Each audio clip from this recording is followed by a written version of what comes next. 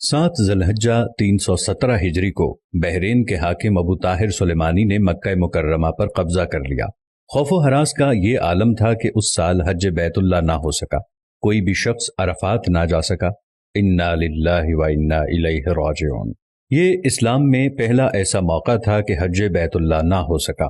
اسی ابو طاہر نے حجر اسود کو بیت اللہ سے نکالا اور اپنے ساتھ بحرین لے گیا۔ پھر بنو عباس کے خلیفہ مقتدر نے ابو طاہر سے معاہدہ کر کے فیصلہ کیا اور 3000 دینار دیا اور حجر اسود خانہ کعبہ کو واپس کیا گیا۔ یہ واپسی 339 کو ہوئی، گویا کہ 22 سال خانہ کعبہ حجر اسود سے خالی رہا۔ جب فیصلہ ہوا کہ حجر اسود کو واپس کیا جائے گا تو اس سلسلے میں خلیفہ وقت نے ایک بڑے عالم محدث عبداللہ کو حجر اسود کی وصولی کے لیے ایک وفد کے ساتھ بحرین بھجوایا۔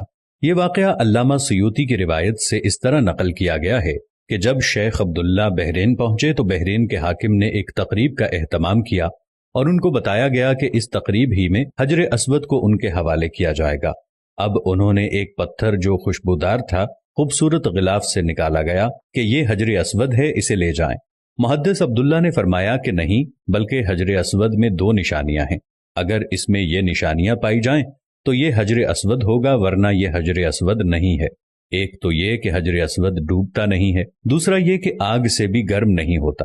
اس پتھر کو جب پانی میں ڈالا گیا تو ڈوب گیا، پھر آگ میں اسے ڈالا گیا تو سخت گرم ہو گیا، یہاں تک کہ پھٹ گیا۔ محدث عبداللہ نے فرمایا یہ ہمارا حجر اسود نہیں۔ پھر دوسرا پتھر لایا گیا، اس کے ساتھ بھی یہی عمل ہوا اور وہ پانی میں ڈوب گیا اور آگ پر گرم ہو گیا۔ فرمایا کہ ہم اصل حجر اسود ہی لیں گے۔